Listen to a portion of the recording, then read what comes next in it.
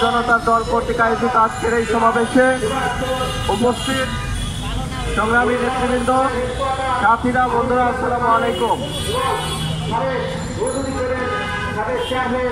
দ্বিতীয় স্বাধীনতার প্রায় 6 মাস হতে চলল, কিন্তু আমরা কিভাবে স্বাধীন হলাম? 2000 ভাইয়ের রক্তের উপর দাঁড়িয়ে একটা সরকার শপথ নিল। সেই সরকার যখন দেখি 572 জনকে মুক্তি করে দেয়, যারা খুনি, যারা হত্যাকারী, যারা আমার ভাইদের উপর গুলি চালিয়েছিল, তারা কেন এখনো মুক্ত আকাশে ঘুরছে?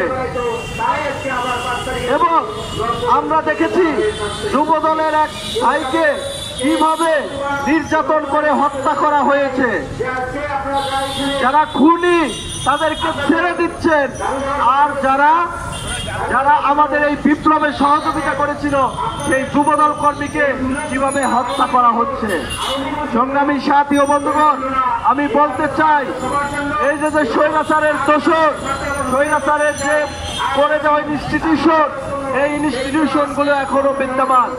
আপনারা জানেন, সম্প্রতি আমাদের ইয়ামিন হত্যার দায়ে সকল আসামিকে খালাস দেওয়া হয়েছে তদন্ত কমিটির পক্ষ থেকে, এবং এই ইয়ামিনকে সহ সংগ্রামী ছাত্র জনতাকে তারা এখানে সন্ত্রাসী আখ্যা দিয়েছে।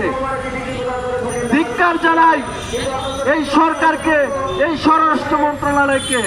স্বরাষ্ট্রমন্ত্রী কি করে, স্বরাষ্ট্র উপদেষ্টা কি করে?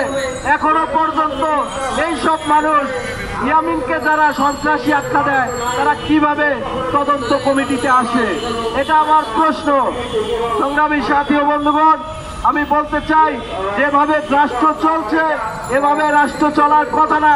আমরা মনে করেছিলাম এই অন্তর্বর্তীকালীন সরকারের সংস্কারের প্রথমেই হবে এই স্বৈরাচারের দোষর এবং এই স্বৈরাচারী শক্তিকে বাংলাদেশ থেকে নিশ্চিহ্ন করা, কিন্তু অত্যন্ত দুঃখের সাথে দেখা যাচ্ছে তারা গণতন্ত্র গণতন্ত্র করে মুখে ভেড়া তুলছে। কিসের গণতন্ত্র? যারা 2000 ভাইয়ের লাশের উপর দাঁড়িয়ে আমাদের ভাইদের উপর গুলি চালিয়েছে, তাদেরকে গণতন্ত্র দেখাচ্ছেন আপনারা। তাই আমি বলতে চাই, অতি দ্রুত এই যে যাদের ছেড়ে দিয়েছেন তাদের গ্রেফতার করতে হবে এবং ব্যবস্থা নিতে হবে। ভালো থাকবেন সবাই, আসসালামু আলাইকুম।